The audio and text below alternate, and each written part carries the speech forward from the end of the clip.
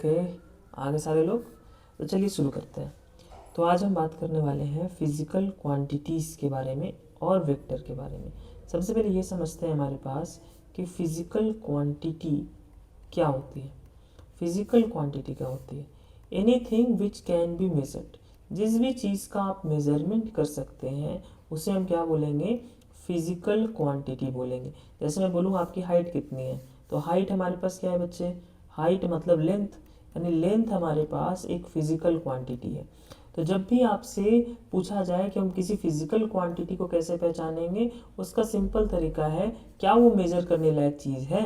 जैसे मैं आपसे बोलूँ कि आप जाओ मार्केट जाओ और मार्केट जाके 2 केजी चीनी लेके आओ, 2 केजी शुगर। तो देखो ध्यान से, आप शुगर को क्या कर रहे हो? वेट कर पा रहे हो, मतलब मेजर कर पा रहे हो। मतलब ये जो केजी यानी जो मास है वो कैसी क्वांटिटी है हमारे पास? फिजिकल क्वांटिटी है। अच्छा सर, ठीक है, समझ में आ गया। मतलब कोई भी क्वांटिटी जिसका आप मेजरमेंट कर सकते हैं वो हमारे पास फिजिकल क्वांटिटी होती है। अब सेकंड वे में देखो, हमने दूसरा एग्जांपल लिया कि मैं आपसे बोलूं कि हमारे पास जो आप मान लो हमारे पास आप मार्केट गए, मार्केट तो आप चीनी लेने के लिए गए थे, लेकिन आपका मन चला गया स्वीट्स वाले शॉप पर, और स्वीट्स के शॉप पर आपने जाकर एक अपना मनपसंद मिठाई, मान लो रसमलाई, आपने उसे हमारे पास खा लिया। मैंने कहा ठीक है सर, खा लिया। अब मैं आपसे पूछूं कि क्या उसकी मिठास का मेजरमेंट करने का कोई तरीका है क्या? क्या आप उसके मिठास को, उसका जो स्वीटनेस है, क्या आप उसको मेजर कर सकते हैं क्या? नहीं कर सकते। तो ये हमारे पास कैसी क्वांटिटी हो गई बच्चे? ये हमारे पास हो गई नॉन फिजिकल क्वांटिटी। वैसी क्वांटिटीज जिनका आप मेजरमेंट कर सकते हो वो फिजिकल होती है। जैसे हमारी इमोशंस है, इमोशंस कैसी क्वांटिटी है सर? नॉन फिजिकल क्वांटिटी है। सर इमोशंस तो है sir non physical quantity, emotions के बारे में आप ज़्यादा अच्छा से रिलेट कर सकते हो। अब देखो ध्यान से, तो हम नॉन फिजिकल क्वांटिटी से बाहर आते हैं, फिजिकल क्वांटिटी की बात करते हैं। जो हमारे पास फिजिकल क्वांटिटी है उसको हम 2 वे में कैटेगराइज कर सकते हैं। एक हमारे पास होता है बच्चे स्केलर क्वांटिटी, और एक होता है हमारे पास वेक्टर क्वांटिटी। देखो जो स्केलर क्वांटिटीज़ है उनके पास क्या होता है? केवल मैग्नीट्यूड होता है। क्या होता है? केवल मैग्नीट्यूड होता है। जैसे मैंने आपसे बोला अभी मास ना, कि 2 केजी शुगर लेकर आओ, तो इसमें कोई डायरेक्शन थोड़ी है कि मैं 2 केजी शुगर का कोई डायरेक्शन है क्या? नहीं सर, कोई डायरेक्शन नहीं। तो ये कैसी क्वांटिटी है? स्केलर क्वांटिटी है। वेक्टर के पास क्या होता है बच्चे? मैग्नीट्यूड भी होता है, और मैग्नीट्यूड के साथ साथ डायरेक्शन भी होता है। जैसे मैं आपसे बोलूँ, इस चीज़ को बड़े अच्छे से समझना, कि ये हमारे पास एक 4 केजी का ब्लॉक है, आप इस पर एक 10 न्यूटन का फोर्स लगाओ। मैंने मान लो तुम्हें बोला कि इस 4 केजी वाले ब्लॉक पे 10 न्यूटन का फोर्स लगाओ, और डायरेक्शन बताया नहीं, तो तुम इधर भी लगा सकते हो 10 न्यूटन, कोई 10 न्यूटन का फोर्स कोई दूसरा फ्रेंड तुम्हारा वो ऊपर की तरफ भी लगा सकता है। तो जब आप फोर्स बता रहे हो कि इसके ऊपर हमारे पास 10 न्यूटन का फोर्स लगाना है, तो हमें ये भी बताना पड़ेगा कि इस फोर्स को लगाना किस डायरेक्शन में है। बेसिकली हम केवल मैग्नीट्यूड बोल के फोर्स का काम नहीं चलने वाला, आपको डायरेक्शन भी बताना पड़ेगा। तो वैसी क्वांटिटीज़ जिनके पास मैग्नीट्यूड भी होता है और डायरेक्शन भी होता है उन्हें हम बोलते हैं वेक्टर क्वांटिटीज़। अब सर हम वेक्टर के ऊपर पूरा एक चैप्टर पढ़ने जा रहे हैं, वेक्टर को 1 शॉट में कवर करने जा रहे हैं। स्केलर पे इतना ध्यान नहीं दिया था, क्योंकि स्केलर हमारे पास केवल इसके पास मैग्नीट्यूड है, और इसके हमारे पास बहुत सारे फिजिकल क्वांटिटीज़ नहीं है। वेक्टर, हालांकि वेक्टर की तरफ आओ तो वेक्टर में बहुत सारे ऐसे फिजिकल क्वांटिटीज़ हैं जो वेक्टर्स हैं। जैसे हमारे पास फोर्स हो गया, जैसे एक्सेलरेशन हो गया, वेलोसिटी हो गई, ये सारे हमारे पास वेक्टर्स है। इसलिए हमारे पास वेक्टर को हम अलग तरीके से कवर करेंगे। और समझना, स्केलर के लिए क्या होता है बच्चे, ये जो हमारे पास स्केलर है ना, ये अगर हमें 2 स्केलर को जोड़ना है तो सिंपली हम क्या करेंगे? नॉर्मल रूल्स फॉलो करता है ये। कोई हमारे पास क्या है? Normal rules. जैसे मैं आप गए, आप 2 केजी शुगर लिया, ठीक है सर, और आपने 3 केजी शुगर और लिया, ठीक है सर, इसमें कोई दिक्कत की बात नहीं है। तो टोटल कितना शुगर हो गया बच्चे? 5 केजी शुगर हो गया। लेकिन अगर मैं आपसे बोलूँ कि 3 न्यूटन फोर्स लगाया आपने, ठीक है सर, और फिर आपने 6 न्यूटन फोर्स लगाया किसी ब्लॉक पर, और मैं बोलूँ क्या ये 9 न्यूटन होगा? क्या ये 9 न्यूटन है? तो ऐसा नहीं होता। मतलब जो वेक्टर्स है ना वो नॉर्मल रूल फॉलो नहीं करते। अब जरा सोचो ना कि ये ब्लॉक है, 6 केजी का ब्लॉक है, आपने इधर की तरफ 6 न्यूटन लगाया और 3 न्यूटन इधर लगा दिया, तो क्या इस पर नेट फोर्स 9 होगा क्या? नहीं सर, इस पर तो नेट फोर्स 3 न्यूटन लगा। सिमिलरली अगर हमारे पास ये 6 केजी का ब्लॉक था, 6 इधर लगाया 6 न्यूटन और 3 न्यूटन इधर लगाया, तब तो सर 9 न्यूटन सही है। इसका मतलब हमारे पास जो डायरेक्शन है वो काफ़ी इंपॉर्टेंट रोल प्ले करता है। तो वेक्टर्स हमारे पास, बहुत इंपॉर्टेंट बात, जो वेक्टर्स है ना हमारे पास, ध्यान सुनना, ये जो वेक्टर्स हैं ये नॉर्मल रूल फॉलो नहीं करते, do not obey normal rule of addition, ये हमारे पास नॉर्मल रूल्स को फॉलो नहीं करते। तो सर ये कैसे रूल्स फॉलो करते हैं, इसके लिए एक स्पेशल रूल है, दे ओबे अ स्पेशल रूल, इनका अच्छा सर स्पेशल रूल फॉलो करता है called vector law of addition. वो हमारे पास क्या करते हैं बच्चे, vector law of addition follow करते हैं। वो सिंपली 3 + 2 5 नहीं कर सकते इसमें। Okay okay okay sir.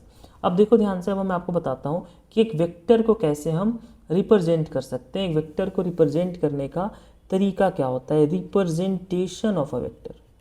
क्या सीख रहे बच्चे हम, representation of a vector.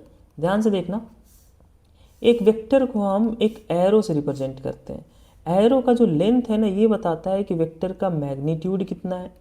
Arrow का जो लेंथ है वो बताता है कि वेक्टर का मैग्नीट्यूड कितना है, और जो हेड है ना, ये बताता है कि वेक्टर का डायरेक्शन किधर की तरफ है। इसका मतलब जो टेल है वो हमें मैग्नीट्यूड का आइडिया देगा, और जो हेड है वो हमें डायरेक्शन का आइडिया देगा। जैसे मैंने आपके सामने 2 वेक्टर्स बनाए, मैं आपसे बोलूँ किसका मैग्नीट्यूड ज़्यादा है, ए वेक्टर का या बी वेक्टर का, आप बोलोगे वी वेक्टर का मैग्नीट्यूड ज़्यादा है। और नॉर्मली वेक्टर क्वांटिटीज़ को रिप्रेजेंट करने के लिए हम ऊपर क्या करते हैं, एक वेक्टर का साइन लगा देते हैं। तो इस तरह हम वेक्टर को रिप्रेजेंट करते हैं। वेक्टर को रिप्रेजेंट करने का तरीका ये है। आगे बढ़ते हैं। अब वेक्टर को रिप्रेजेंट करने का तरीका सीख गए। अब एक इम्पॉर्टेंट चीज़ और है कि हम 2 वेक्टर के बीच में एंगल कैसे डिफाइन करेंगे, एंगल बिटवीन 2 वेक्टर्स। तो जब भी आपको 2 वेक्टर्स के बीच में एंगल डिफाइन करना है ना, अच्छा 2 वेक्टर के बीच में एंगल डिफाइन करना है, तो आप या तो उन दोनों वेक्टर्स को टेल टू टेल जोड़ो या हेड टू हेड जोड़ो। जैसे मैंने आपके सामने ये वेक्टर बनाया और ये एक दूसरा वेक्टर है, इन दोनों वेक्टर को आपने टेल टू टेल जोड़ा, इस समय जो एंगल बन रहा होगा वही हमारे पास क्या होगा, एंगल बिटवीन 2 वेक्टर्स होगा। या तो आप हेड टू हेड भी जोड़ सकते हो, अगर हमारे पास 2 वेक्टर हेड टू हेड जुड़ रहे हैं तो भी जो उनके बीच में एंगल होगा भी एंगल बिटवीन 2 वेक्टर्स कहलाता है। तो बेसिकली हमें एंगल तभी डिफाइन करेंगे जब हमारे पास वो टेल टू टेल जुड़ा हो। अच्छा, एक इम्पॉर्टेंट बात यह है कि आप किसी भी वेक्टर को पैरेलल शिफ्ट कर सकते हो। ध्यान सुनना, parallel shifting of vectors is allowed. आप किसी वेक्टर को पैरेलली कहीं भी शिफ्ट कर सकते हो। यानी हमारे पास एक वेक्टर यहाँ बना है ना, तो आप इसे उठाकर यहाँ ही बना सकते हो, यहाँ ही बना सकते हो, यहाँ भी बना सकते हो, कहीं भी बना सकते हो। बस इस बात का ध्यान रखना है कि ना ही वेक्टर का मैग्नीट्यूड चेंज होना चाहिए और ना ही वेक्टर का डायरेक्शन चेंज होना चाहिए। मतलब ना एरो की लेंथ बदलनी चाहिए और ना ही डायरेक्शन बदलनी चाहिए। तो हम किसी भी वेक्टर को पैरेलली शिफ्ट कर सकते हैं। ये बात समझ में आई है? तो मैं आपसे एक सवाल पूछता हूँ। देखो, जो बेसिक बातें हैं ना, इस पर भी जेई कई बार सवाल पूछ लेता है। अब ये जो सवाल मैं आपसे पूछ रहा हूँ, ऐसे डायरेक्टली जेई और नीट में आया है, ये सवाल आपके क्वेश्चंस के बीच के स्टेप में यूज हुआ है। जैसे मैंने आपके सामने एक सवाल दिया कि ये एक वेक्टर है और ये एक दूसरा वेक्टर है, यहाँ पर एंगल आपके पास मैंने दे दिया 60 डिग्री है, और आपसे मैंने पूछा कि बताओ एंगल बिटवीन वेक्टर्स क्या होगा। क्या पूछा मैंने आपसे कि एंगल बिटवीन वेक्टर्स क्या होगा। देखो ध्यान से, क्या ये जो एंगल है क्या वो 60 है क्या? सर अभी अभी आपने बताया कि एंगल हमारे पास तभी डिफाइन होगा जब दोनों टेल टू टेल ज्वाइन है।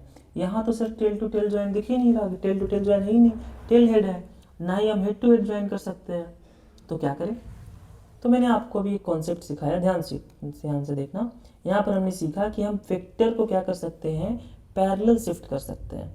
तो क्या मैं इस वेक्टर को उठाकर, ध्यान से देखना, जैसे इस वेक्टर को उठा के आगे बना दो सेम लेंथ का। अच्छा, इधर स्पेस खत्म हो रहा है, सेम लेंथ का हम क्या कर सकते हैं बच्चे, आगे बना सकते हैं। देखो मैं इसको थोड़ा आगे बढ़ा के स्विच कर देता हूँ कि ये हमारे पास वेक्टर ये है।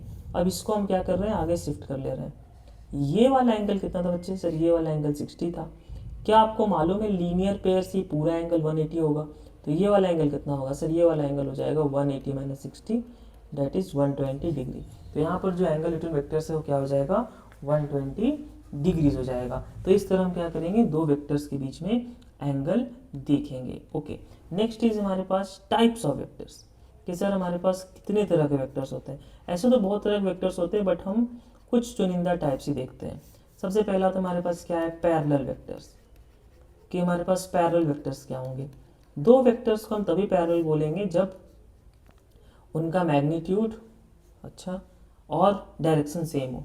क्या इतना बोलना सफिशिएंट है? सोचिए ध्यान से, हम क्या बोल रहे हैं कि अगर दो वेक्टर्स का मैग्नीट्यूड और डायरेक्शन दोनों सेम है तो क्या वो पैरेलल वेक्टर होंगे? मैंने कहा बिल्कुल सही बात है, लेकिन इसके साथ एक कंडीशन और है। जैसे मैंने आपके सामने मान लो ये दो वेक्टर बनाए, ए है हमारे पास 4 न्यूटन और ये है 4 मीटर पर सेकेंड। एक तो क्या है बच्चे फोर्स, दूसरा क्या है वेलोसिटी, मीटर पर सेकेंड ना, वेलोसिटी। मतलब ये जो दोनों हैं इनका केवल मैग्नीट्यूड सेम होना और डायरेक्शन सेम होना ये स्पेसिफाई नहीं करता कि ये हमारे पास पैरेलल है। सर पैरेलल तो है, मैंने कहा पैरेलल है, लेकिन ये दोनों वेक्टर्स आपस में इक्वल नहीं है। देखो अब मैं तुम्हें दो चीज़ एक साथ समझाता हूँ, equal vectors as well as parallel vectors. तो देखो ये दोनों वेक्टर्स आपस में पैरेलल हैं, बिल्कुल सही बात है, ये पैरेलल वेक्टर्स है, लेकिन ये इक्वल वेक्टर्स नहीं है। इक्वल वेक्टर्स कब होंगे? जब ये 4 न्यूटन और ये भी क्या होगा? 4 न्यूटन होगा। तो यहाँ पर ध्यान देना, पैरेलल वेक्टर्स का डेफिनेशन क्या है? Magnitude and direction same. मैंने एक ही साथ आपको दो वेक्टर पढ़ा दिया, दो तरह के वेक्टर पढ़ा दिया। यहाँ पर मैग्नीट्यूड, डायरेक्शन और क्या बच्चे तीसरी चीज क्या? तीसरी चीज कि हमारे पास जो वेक्टर्स हैं वो सेम फिजिकल क्वांटिटी को रिप्रेजेंट करने चाहिए, वो अलग अलग फिजिकल क्वांटिटी को रिप्रेजेंट नहीं करने चाहिए, तभी हमारे पास वो क्या होंगे? इक्वल वेक्टर्स होंगे। ठीक है ठीक है ठीक है ठीक है सर, समझ में आई बात यहाँ तक। अब अगर आपको यहाँ तक समझ में आ गया दो इक्वल वेक्टर, अब तीसरा मैं आपको समझाता हूँ unit vector. Unit vector, unit vector का मतलब है a vector whose magnitude is 1। एक ऐसा वेक्टर जिसका मैग्नीट्यूड क्या है बच्चे? 1 है, उसे हम क्या बोलते हैं? Unit vector. अब ये जो यूनिट वेक्टर है काफ़ी ज़्यादा इंपॉर्टेंट है, क्योंकि ये हमारे पास बताता है कि उस वेक्टर का डायरेक्शन क्या है। It gives sense of direction. क्या देता है हमें? सेंस ऑफ डायरेक्शन देता है।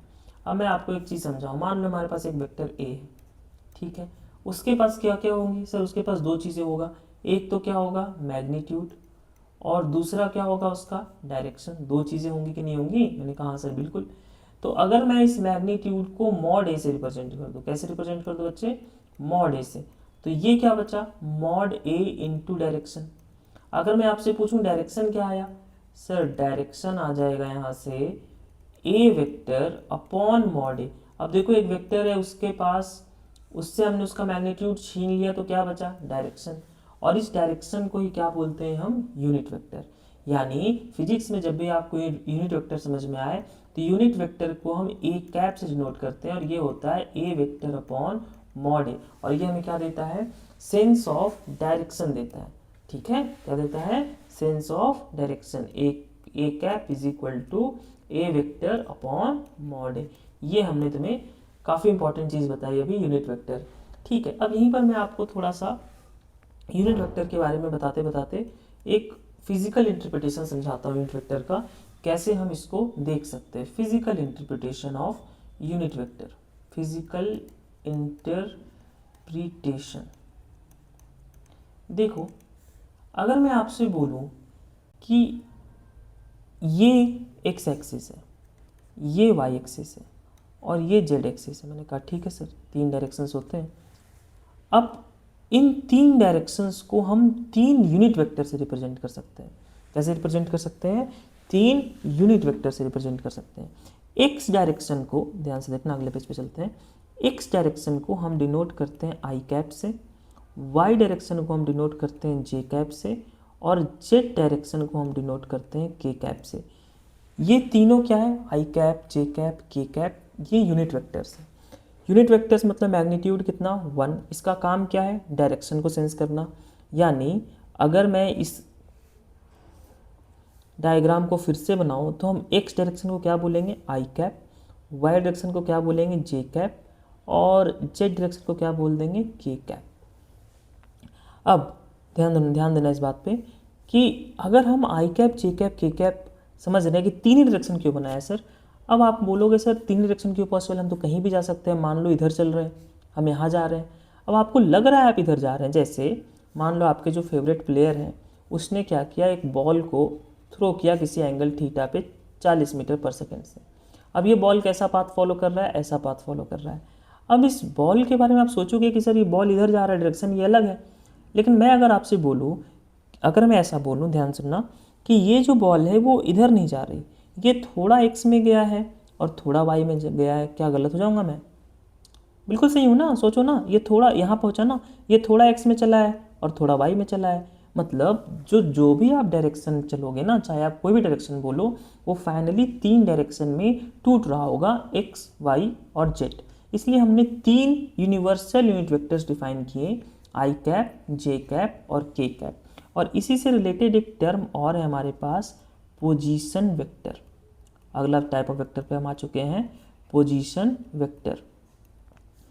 अब यहाँ पर हम क्या करेंगे, vectorial representation of any point in coordinate axis. आप क्या कर रहे हो, कोऑर्डिनेट एक्सिस में किसी भी पॉइंट को वेक्टर के रूप में रिप्रेजेंट कर रहे हो, वो हमारे पास क्या कहलाता है, पोजीशन वेक्टर कहलाता है। जैसे मैं आपके सामने बोलूं कि हमारा पास एक पॉइंट है, इस पॉइंट को हमने बोला 4,6, ये हमारा एक्स डायरेक्शन, ये हमारा वाई डायरेक्शन। अब अगर मैं बोलूँ इस पॉइंट पे पहुंचना है तो क्या करोगे, सर इस पॉइंट पे पहुंचने के लिए एक्स में कितना चलना पड़ेगा, 4। अच्छा, पोजीशन वेक्टर क्या है कि आप क्या करोगे, ओरिजिन पकड़ा आपने, ये पॉइंट पकड़ा, इन दोनों को ज्वाइन कर दो। ये जो वेक्टर है, जो किस पॉइंट को क्या कर रहे हैं हम, ध्यान देना, हम किसी पॉइंट को वेक्टर के रूप में रिप्रेजेंट कर रहे हैं, किसमें सर, कोऑर्डिनेट एक्सिस में, तो उसे हम क्या बोलेंगे, उसे हम बोलेंगे पोजीशन वेक्टर। अब इस पोजीशन वेक्टर की वैल्यू कैसे लिखेंगे, इसे हम आर कैप से डिनोट करते हैं, आर वेक्टर से डिनोट करते हैं। अब आर वेक्टर क्या लिखोगे आप, सर हम इसमें एक चीज़ देख रहे हैं कि हम एक्स की तरफ कितना चले हैं, सर 4 यूनिट, वाई की तरफ कितना चले हैं, सर 6 यूनिट, तो एक्स की तरफ 4, और एक्स डायरेक्शन को कौन डिनोट करता है, आई कैप वेक्टर। अभी तक सिखाया मैंने आपको, यूनिट वेक्टर क्या होता है, इसका मैग्नीट्यूड 1 है और ये क्या करता है, डायरेक्शन को सेंस करता है। फिजिक्स में डायरेक्शन का मतलब यूनिट वेक्टर और यूनिट वेक्टर का मतलब डायरेक्शन। यानी हम इसमें लिख सकते हैं कि ये 4 आई कैप, क्या बच्चे, 4 आई कैप प्लस वाई में कितना गया सर, वाई में गया है ये 6, it is basically 4 I cap plus 6 J cap. तो ये जो मैंने आपको रिप्रेजेंटेशन सिखाया 4 I cap plus 6 J cap, this is the position vector, this is the position vector. ये हमारे पास क्या है, पोजीशन वेक्टर है। ओके, नेक्स्ट थिंग जो काफ़ी इंपॉर्टेंट है, जो काफ़ी इंपॉर्टेंट टॉपिक है, that is addition of two vectors. यहाँ से आपका चैप्टर स्टार्ट होता है, एडिशन ऑफ टू वेक्टर्स। तो दो वेक्टर्स को ऐड करने के लिए सबसे पहले हम सीखते हैं triangle rule of vector addition. Triangle rule, देखना हमारे पास अभी जो हम मेथड सीख रहे हैं, ये जो मेथड्स हैं ये नॉन ग्राफिकल मेथड है। क्या बच्चे, ग्राफिकल मेथड। इसमें हम कोई मैथ यूज़ नहीं करने वाले, केवल हम डायग्राम बना बना कर सीखेंगे। ट्रायंगल रूल क्या बोलता है कि अगर हमारे पास एक वेक्टर ए है और दूसरा वेक्टर हमारे पास क्या है, बी, इन दोनों को जोड़ना है, तो आप इन दोनों वेक्टर्स को रिप्रेजेंट करो as two sides of a triangle. कैसे रिप्रेजेंट करना है, two sides of a triangle taken in a same order. कैसे रिप्रेजेंट करना है, two sides of a triangle taken in same order, taken in same order. Same order में कर लिया आपने, मतलब पहले को अगर आपने टेल टू हेड लिया तो अगला क्या होगा सर, अगले को भी हम टेल टू हेड लेंगे। ये आपने बी वेक्टर रिप्रेजेंट कर लिया। तो जो रिजल्टेंट वेक्टर होगा वो हमारे पास क्या होगा, इनिशियल वेक्टर और फाइनल वेक्टर, इसको आप ऐसे ज्वाइन कर दोगे, ये जो वेक्टर है ये हमारा रिजल्टेंट वेक्टर होगा। कौन सा वेक्टर होगा, रिजल्टेंट वेक्टर होगा। रिजल्टेंट वेक्टर की खासियत होती है इसका जो टेल है, टेल के साथ टेल होगा और हेड के साथ क्या होगा, हेड होगा। मैंने कहा ठीक है सर, इसमें कोई दिक्कत की बात नहीं है। जैसे मैं आपके सामने बोलूँ कि ये हमारे पास एक वेक्टर ये है ए, ये वेक्टर हमारे पास है बी, अब बोलो इनका हमारे पास क्या बनाओ, ऐड करके बताओ। तो ग्राफिकल मेथड से आप क्या बोलोगे, सर ये हमारा ए वेक्टर, ये बी वेक्टर, सेम ऑर्डर पे कर दिया हमने।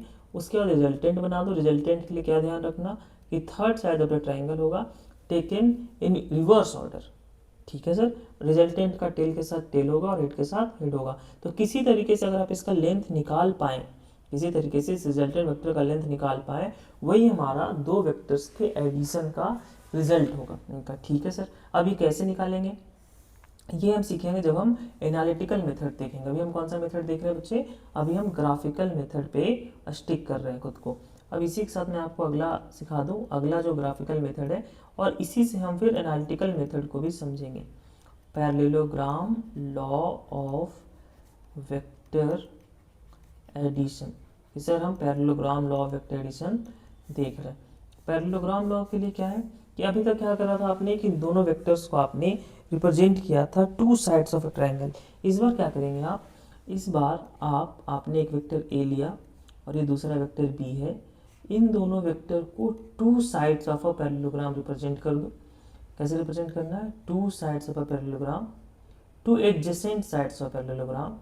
उसके बाद आप पैरेलल शिफ्टिंग से ए के सामने एक ऐसे ही ए वेक्टर बना लो और बी के सामने ऐसे ही बी वेक्टर बना लो।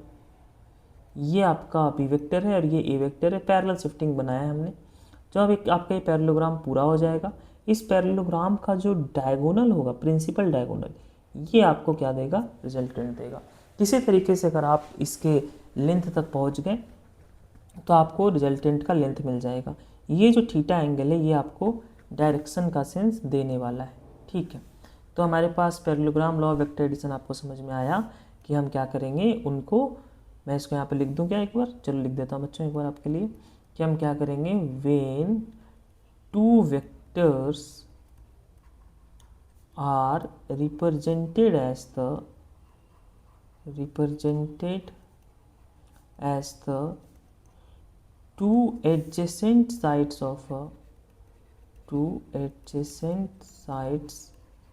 of a parallelogram,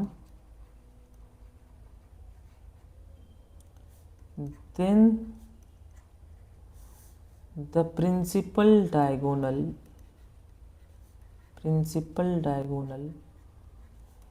gives us the resultant। ये हमें क्या दे जाएगा, रिजल्टेंट देगा। कौन, जो हमारा प्रिंसिपल डायगोनल है। यहाँ पर जो मैंने आपको प्रिंसिपल डायगोनल बना के दिखाया, किसी तरीके से अगर इसका लेंथ निकाल लेते हैं तो वही हमारा क्या हो जाएगा बच्चे, वही हमारा रिजल्टेंट हो जाएगा। अब मैं आपको यहाँ से एनालिटिकल मेथड की ओर लेके जा रहा हूँ कि एनालिटिकल मेथड क्या है।